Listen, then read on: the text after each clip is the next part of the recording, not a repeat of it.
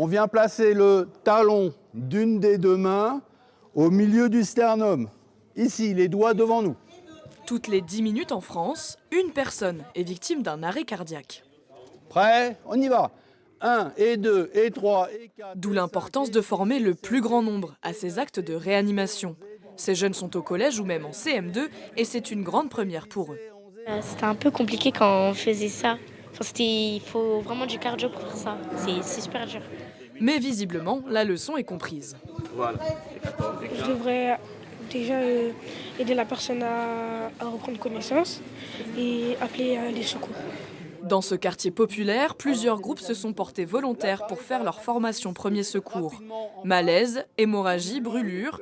En 7 heures, ils passent en revue les gestes qui sauvent avec l'un des 23 sapeurs-pompiers de l'Oise mobilisés.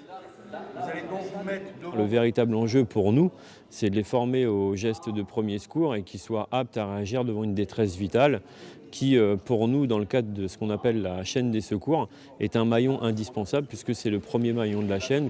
Aboubakari est chauffeur de bus. Il n'a pas hésité une seconde à participer. Je transporte des enfants tous les jours, donc je peux être confronté à cette situation-là pratiquement tous les jours. Donc c'est pour ça qu'aujourd'hui je me suis présenté.